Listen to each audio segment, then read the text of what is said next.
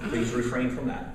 And let's get together. I'm really pleased to have this time with you today to talk about manufacturing transformation and what GE is doing about it and how we're starting to enable the industrial internet with it. Ken Rawlings is here with me today, and he's going to help me with the questions that you may have along the way. I want to kind of keep this interactive. I'm very conscious of your time. So if we start getting down a little bit too deep a question, you won't mind if I turn around and talk to you offline about that. Is that okay? Terrific. Terrific. Like I said, I'm very happy to be with GE. We are just a company that takes software right into our own factories. We have more than 150 factories, as you know. And from those, we learn a lot. We listen to those customers as well as our outside customers. The interesting part about that is, although GE has a lot of factories, really only they're about 20% of where we sell. 80% of our customers are not GE customers. We'll go into that a little bit deeper later on in the conversation. But as you know, I'm Bob Gates, the manufacturing director. I have to admit I was not always in marketing. I am an engineer. I probably will die an engineer.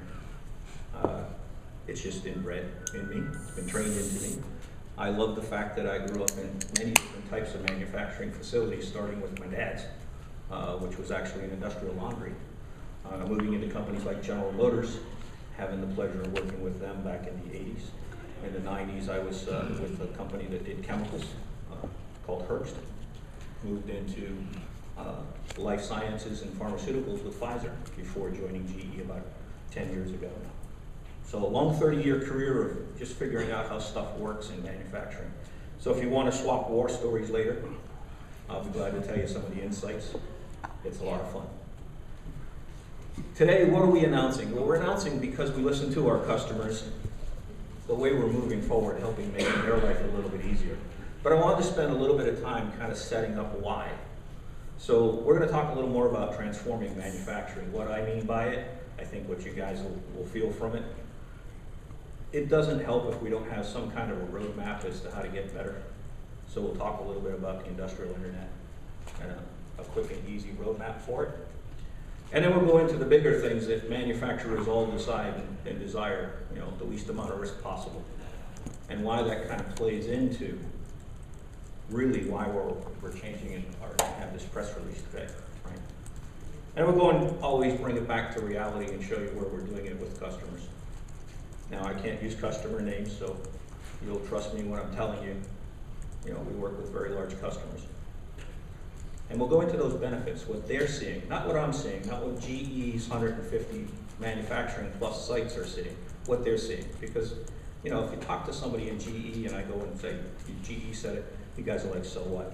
So we're gonna bring in some other customers into that and talk about that, okay? So transforming manufacturing, I love this slide because, I guess when I started in manufacturing, I was a bit of a Henry Ford fan. We started with, you've got a black Model A, that's the only option you have. If you want any other color, it's black. And why did we do that? I mean, he did it because he was looking for a mass production, sure, obviously. But he wanted quality. He didn't care about the responsiveness because he cared that he had a large market, right? Today that's different. Today it's all about responsiveness. How fast can I change my app? How quickly can I make it easier for my customer to buy or consume anything that I'm trying to make? How responsive can I be to the Walmarts of the world that want a new setup yesterday? And then, do I have the capacity for it, right? I mean, if you look at it, as I ran factories, it's all about the profit, and the profit are basically off these three levers. You can talk about them in a bunch of different ways, but the reality is, that's the profit. If I have good quality, if I can give my customer exactly what they want, when they want it, we call it no stockouts, you can call it a bunch of other things. And if I have the capacity to give them the products that they need when they want them, then I'm gonna make money, right? And you have options of that, right? But the reality is in business, I love this quote. This, by the way, is Henry's right-hand man, who later went to General Motors, and there's a whole history behind that if you want to read it. But he said it pretty well when he said that business is a competition, and that if you keep running, your competition's gonna bite you. And unfortunately, if you stand still, they're gonna swallow you. We've seen all that. impact, right? I mean, the 90s were sprinkled with being swallowed by competition that had better cash flow, had a better capability to deliver. Even GE was a part of that, right? We bought companies that were really good companies with really good products, all because maybe they were standing still. Make sense? I want to kind of switch that a little bit now and really talk about transforming the manufacturing. What does that really mean, right? Data is the king. Everybody talks about it. You've seen big data all over the press. I want to talk to you about it in your world, and then let's bring it back into the factories, right? How many people here at home have wireless internet in their house, right? I worked out of my house. I couldn't have it. I couldn't live without it, right? But it's amazing to me to see how many hands went up and to realize that if I asked that question 5 years ago, it might have been half of you. If I asked it 10 years ago, it might have just been me. Because again, I'm an engineer. Geeks are geeks. We got to play with our toys. You know, my kids didn't know what the internet was, but I still had it in the house. Now they teach me things. And one of the things they teach me, and I really want you to kind of think about the second question I have for you. How many people here do online banking? Right? Demographically, you know, if you're under 30, you don't even understand what the other banking was. It's really kind of concerning, but it's really kind of cool if you think about it, right? They are 100% online bank. Our age group, and I put me in the age group of somewhere between them and near retirement, has a different story. We're probably about 80% online banking. There's still people, my sisters included, that write it all out by hand and use their own ledgers and do all their own things, right?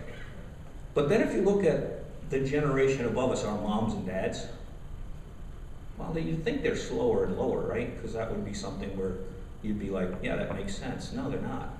They're not. They're actually growing faster than any other group right now in online banking. They're finding it because it's easy to use. It's easy to do. Would there be a bank today that's in existence that doesn't offer an online banking? No, absolutely not. I see you shaking your heads. You're right. No, there is not a bank that exists that doesn't have an online application. Now, how cool is it that my son, who's now 30, well, now he's a little younger, he's in that 30 age group and below, and he's got his first job, and he's looking at his budget on his iPhone. As he's spending it with his ATM card, it's automatically being put into these categories, and he's getting these nice little app reports that shows that he spent a little too much money with his girlfriend over the weekend, and has to kind of make up for it somewhere if he wants to stay on target for his savings. Awesome, right? How many people think factories are doing that today? There are some, very few. Very, very few, right? They're just coming into being, right? The majority of factories are back probably like my 86-year-old mother, sitting back there letting my sister do the banking online because, you know, that's a little bit too hard. And those factories are probably the ones that are sitting still. They're the ones that are going to get swallowed. Factories today need to make this change. They are making it, but they're making it in their way. And again, I told you 30 years of manufacturing. I'm going to tell you the truth. We're all a bunch of cobblers. We're going to take a 50-year-old piece of equipment and something we bought yesterday and make them work. Because that 50-year-old piece of equipment, that asset's still good. You know, it's a little bit like the jar with all of the nuts and bolts that you used to have when you were a kid. You know, somewhere in there, there's a nut and bolt that fits. I'm going to keep the jar because I might need one nut or bolt. That's the way we do it in manufacturing. If there's a 50-year-old piece of equipment, my gosh, we are going to keep it. We'll tweak it. We'll add a little bit to it. You know, maybe we'll try to figure out how to get some data out of it. But that's going to be there right next to the one we bought yesterday because that's what's going to help us make our factory.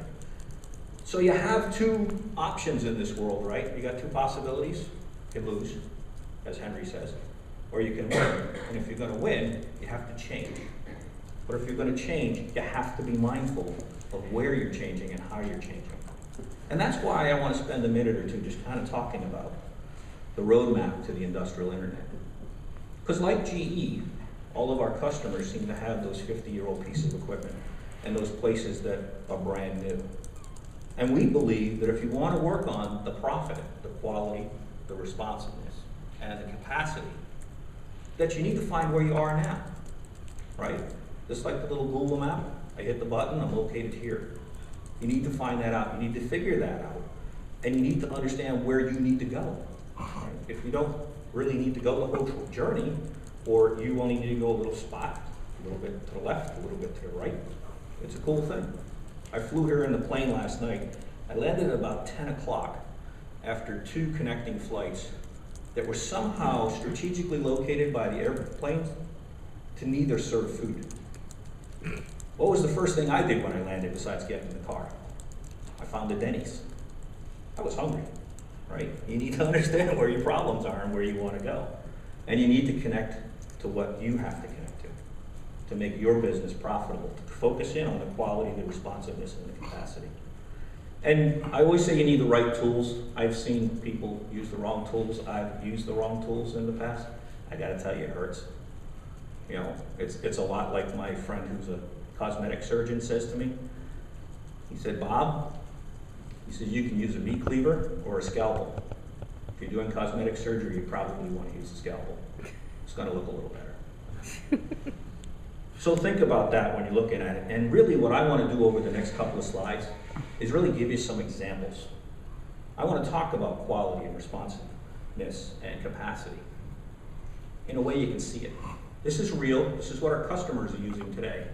This is quality interactive, really live tests for verifications.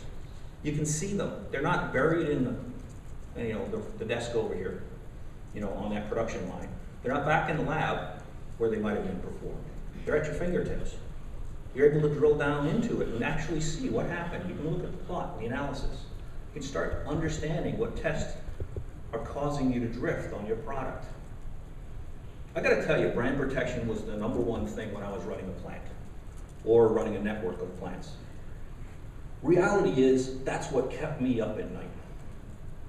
And this is brand protection. This is quality that makes you not have to deal with, oh my gosh, there's a recall.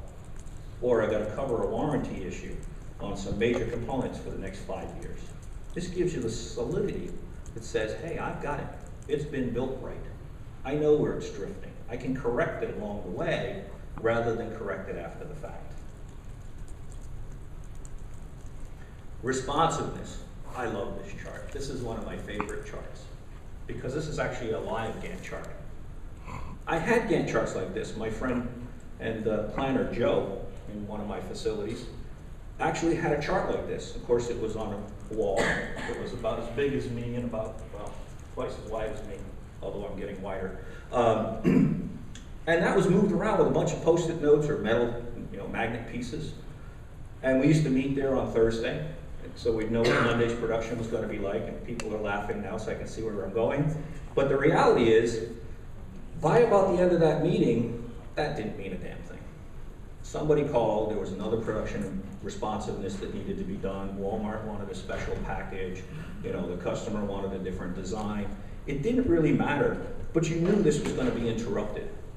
And unfortunately, as soon as that interrupted, that sent Joe into the scramble of, do I have the right equipment? Am I using it in the wrong spot? Did it have PM? Do I have the kinds of things that I need, like people, to do this job? How about the raw materials? Where the hell are those? Where are they? Are they out there? Do I have them? Or they been inspected? All those mindsets go in when you take that little magnet and you shift it over to the left because you want to do it sooner. And every time it shifts, you go crazy. And by the end of the week, we used to have to take Joe out and calm him down.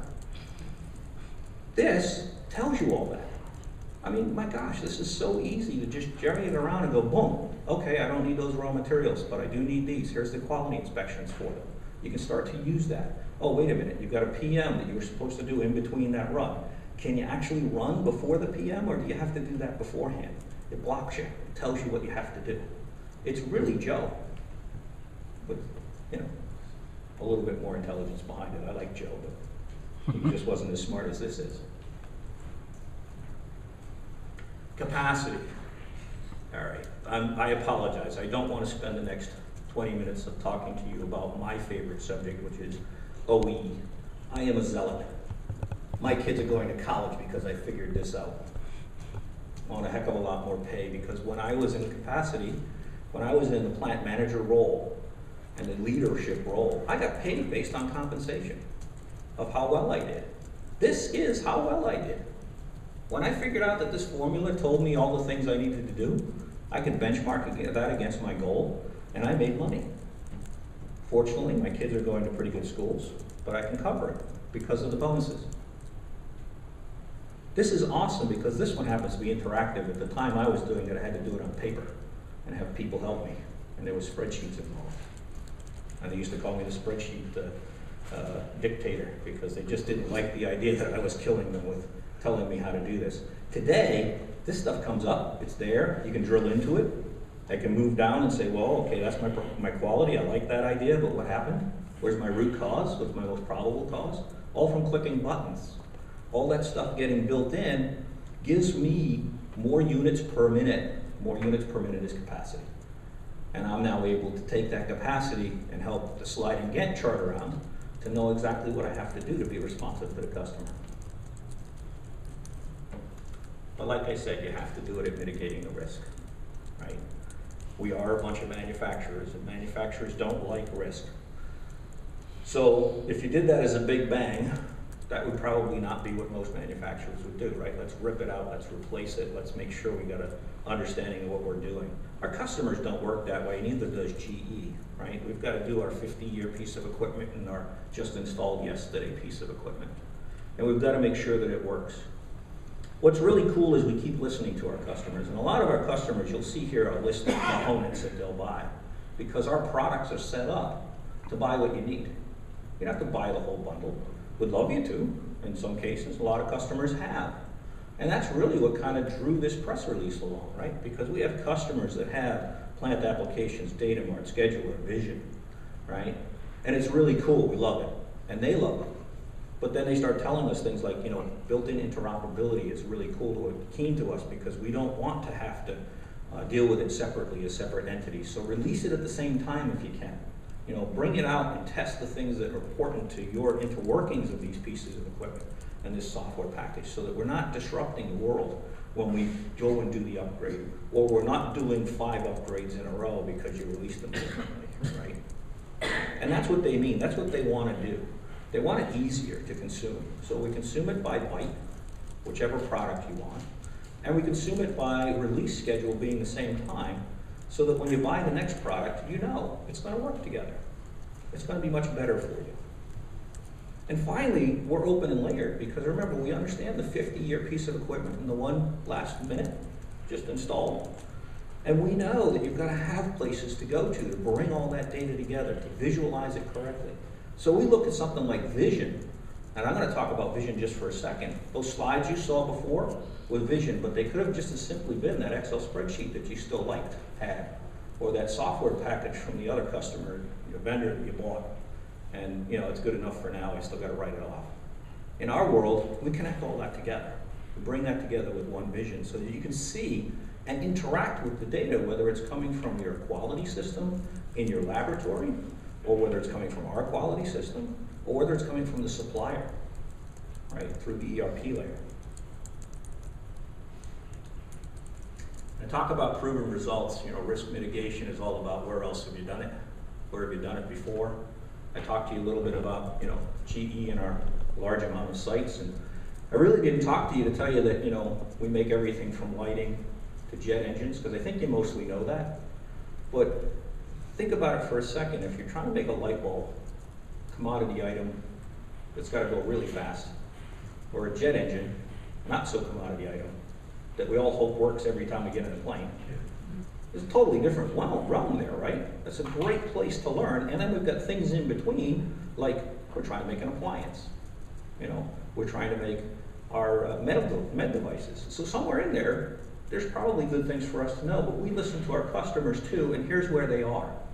You know, you look at 7 out of the top 10 global food business customers, they've been our customer for a long time. For a long time. Some 20 years plus. Software companies can keep a customer for 20 years plus and keep them moving through your software changes is a monumental task. I enjoy that task. I think that that is testimony to our software more than, and hardware more than anything else, that our customers are there with us and they stay with us. 6 out of 10 of the large CPG companies, 6 out of 10 of the global discrete customers. By the way, I didn't add GE into there because we do make and use our own products. You know, it is our proving ground, but it's the way we can learn. And again, I told you I'm number 6 out of 7. You know how I learned if you're from a large family. It's the same thing. I mean, come on. People are going to beat you up in your own family a lot better and a lot more critical of you than, you know, some friend or some stranger, right? So trust me when I tell you, it doesn't come lightly when we say we work very well in our own company, because we have the most demanding customers in our own company. Because they can turn around and say, Jeff, they're not doing it right.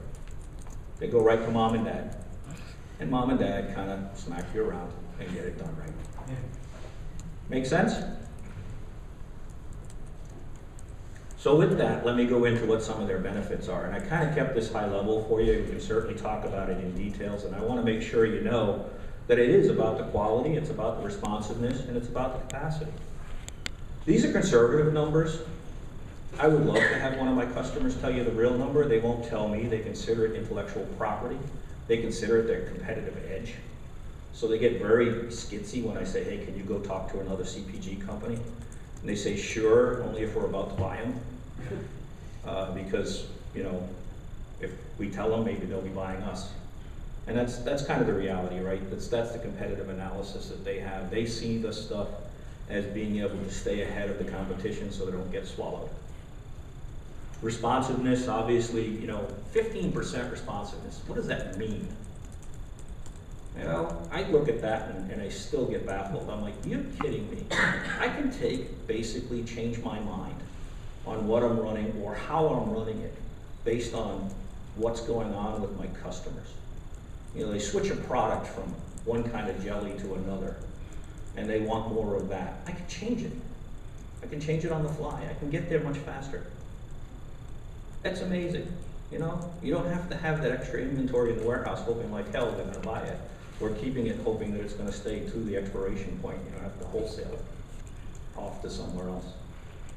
Just by being more responsive. From a discrete standpoint, how responsive are we getting as customers? Not only do we want that really cool bank app that we have, right? But we want a really cool phone that goes with it.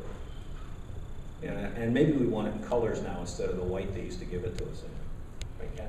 You know, we want to be cooler than the next guy, so we got all kinds of phones out there that look really kind of neat. That's responsiveness. That's the kind of customers in our discrete world that are sitting there saying, what do I need to add next? And by the way, how can I get that feedback on what you're building so that I can keep that quality up at the same time? It's an A plus B plus C equals profit, and you need to concentrate on all three of them. And that's what our release does. We kind of keep it together. We keep it nice and easy for you. We make it easy enough for you to upgrade. And we're constantly working on interoperability, making sure that even the next one's better than that. So with that, I want to give you some time for questions. So I breezed through what I needed to, I hope, because you're not getting up and leaving. And Ken and I are kind of here to answer whatever questions you have. So is this bundle kind of an SKU? Is it, or what exactly is the bundle? How does one buy into it? So you buy it individually, right? Because again, you really don't want to come in and say, hey, listen, you got to take all or nothing. Because that's just not the way manufacturing runs. So if, for example, they were going back to, we'll bring our products up, they're going back in and they want just scheduler, they can buy just scheduler. But the way we're kind of bundle this together is they'll always be released at the same time. They'll always have that interoperability testing, and we'll always be pushing them forward and closer together, so that when they do their upgrade for scheduler, because that's all they bought, when they go down and buy Vision, they'll know that it's all ready to go. Yeah, and I think to expand on that, I mean, I think there's two different ways we're creating these. Number one, if you're going after a certain function or feature that people are trying to then implement across the enterprise, like OEE, Bob's example, right? I think traditionally, a lot of that kind of grew up at the individual plant levels, and now people are kind of looking at more of a top-down template. I want to deploy this across 50 plants. the offerings we're creating are more structured to that, and I think you'll hear about that in some of the sessions later this week with some of our customers, where they're looking at that ability to do an enterprise deployment, and it's less of a lift and shift where I'm installing that at each of the individual sites, and more of I can now deploy this in a cloud-based solution, and it's a common look and feel and a common set of features across that.